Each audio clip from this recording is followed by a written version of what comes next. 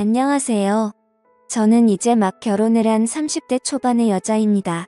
저에게는 훈훈한 외모와 착하고 성실함까지 있는 든든한 남자친구가 있었고, 저희는 사귀는 3년 동안 많은 추억을 남기고 있었고, 서로 결혼을 약속하게 되었었죠.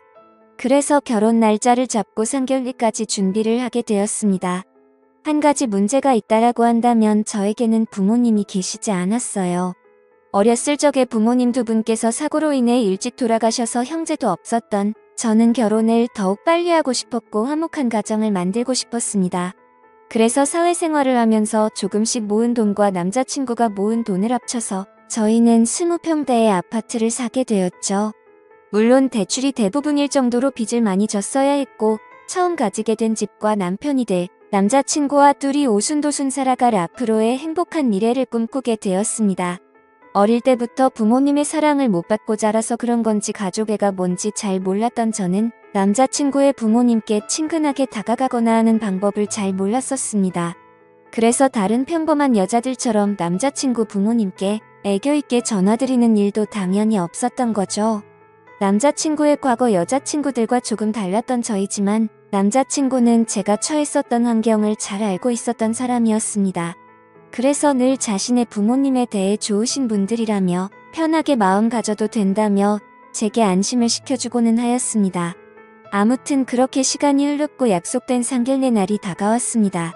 정말이지 남편이 될 남자친구의 부모님 앞에서 혹여나 실수라도 할까봐 제 가슴이 계속 콩닥콩닥 거렸습니다. 긴장을 많이 하게 되어서 심호흡도 길게 쉬어보고 청심환도 먹고 달달한 사탕도 씹어보며 남자친구의 부모님을 기다리게 되었었죠. 저의 긴장한 모습을 본 남자친구는 미소를 띠며 귀엽다고 말했고, 빨리 결혼해서 부모님과 잘 지내는 모습도 보고 싶다며 좋아했습니다. 잠시 뒤 남자친구의 부모님이 저희가 있는 곳으로 오시게 되었고, 저는 번쩍 일어나서 큰 소리로 인사드렸습니다. 안녕하세요. 영린이 여자친구 정희입니다. 너가 정혜니? 역시 영린이한테 들은 얘기처럼 예쁘고 착해 보이는구나. 남자친구의 부모님은 저를 환하게 맞아주셨고, 제가 어색하지 않게 농담도 해주시면서 분위기를 편하게 만들어주셨습니다. 까다롭지 않아 보이는 어머님과 남자친구와 쏙 빼닮은 외모에 잘생긴 아버님까지 보면서 기분이 좋아지더라고요. 저는 앞으로 예비 시부모님과 사이좋게 지낼 생각에 더욱 행복한 결혼 생활을 꿈꾸게 되었습니다.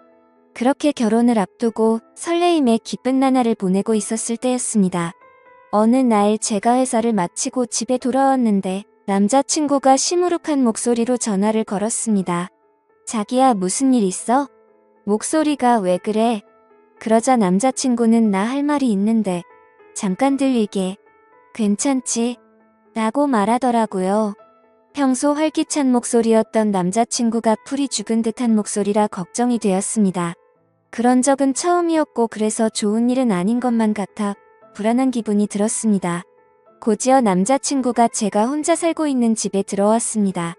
저희가 대출을 받아서 살 아파트에 우리 부모님도 모시고 살아야 할 것 같다고 하더라고요. 그게 무슨 말이야? 부모님은 살고 있는 집 있으시다고 하지 않았어? 사실은 아버지가 예전에 사업하시다가 빚이 생겼었는데 금액이 점점 커져버려서 집을 내놓으셔야 된다고 하셔. 미안해 정희야. 사실 남자친구 목소리를 듣고 이별을 고하는 건 아닐지 너무 걱정했었는데 그건 아니어서 뭐든지 다 괜찮다고 생각이 들더라고요. 하지만 그럼에도 불구하고 솔직한 마음으로는 남자친구의 말을 듣고 당황하긴 했지만 애써 괜찮게 생각하려고 했습니다. 남자친구의 마음도 이해가 가고 시부모님들이 안쓰럽게 느껴지기도 했고, 어렸을 때부터 부모님이 일찍 돌아가셔서 부모님의 품이 늘 그리웠던 저였던지라 시부모님과의 동거에 대한 설레임도 생기게 되었습니다. 그래서 대답했죠.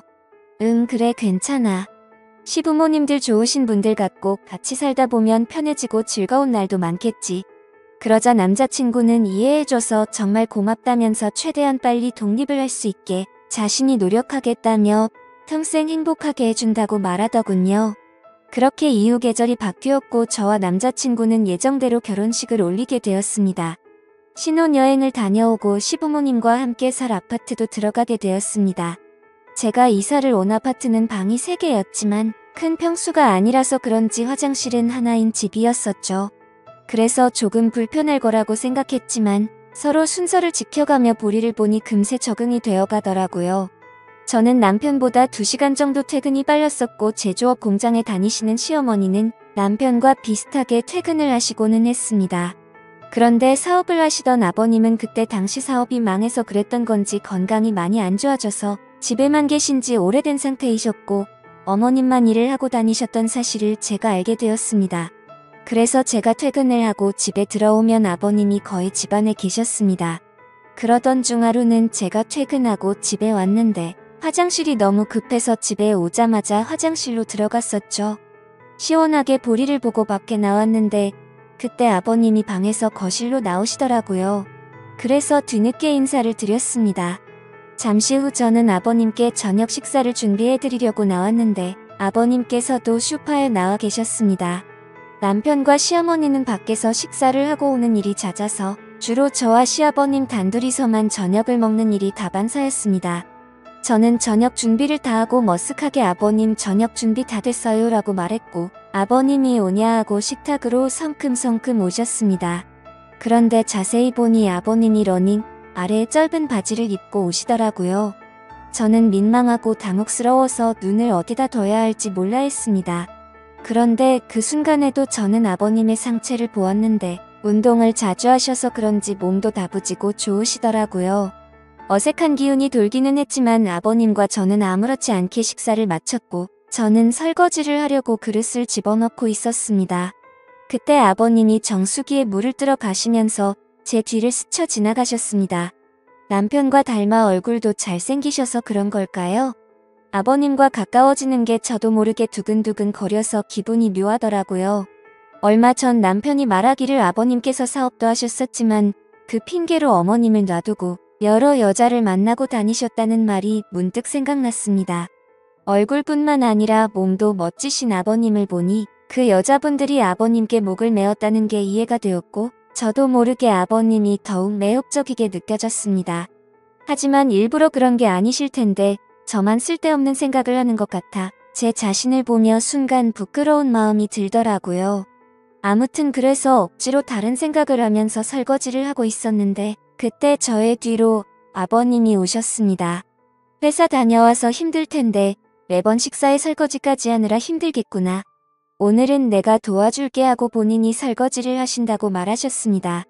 저는 괜찮다 하며 돌아서서 설거지를 하려고 하는데 자꾸 가까워지니까 기분이 묘해졌습니다. 순간 저희 둘은 눈이 마주쳤고 정적이 흐른 후 말도 안 되는 실수를 저지르고야 말았죠. 아버님은 다부진 몸처럼 과격한 남자였습니다. 정말 누가 봐도 욕을 할 거란 걸 잘 알지만 정신이 나갔던 건지 그 순간만큼 마음이 이끄는 대로 사고를 치고야 말았습니다. 폭풍 같은 시간이 지나가고 서로가 민망해져서 평소 때처럼 각자의 방으로 들어가 버렸습니다. 다음날 아버님이 제 눈을 잘 마주치지 않으시더라고요. 저도 다음날 머쓱한 표정으로 아버님과 인사를 나누게 되었죠. 앞으로 둘이 있어야 하는 시간이 많은데 저희 둘은 어떻게 되는 걸까요? 남편과 시어머님에게 죄를 짓는 기분에 머리로는 안 된다고 하지만 마음은 요동치는 게 정말 머리가 복잡하네요. 저는 어떻게 해야 될까요? 이미 물은 엎질러져 버렸고 아버님께 예전처럼 다시 돌아가자고 먼저 말하는 게 좋을까요? 이성과 본능 둘 중 무엇을 따라가는 게 맞는 건지 모르겠네요. 좋은 답변을 남겨주시면 감사하겠습니다. 오늘의 사연 여기까지입니다. 지금까지 읽어주신 모든 분들 감사합니다. 모두 행복한 하루 되세요. 감사합니다.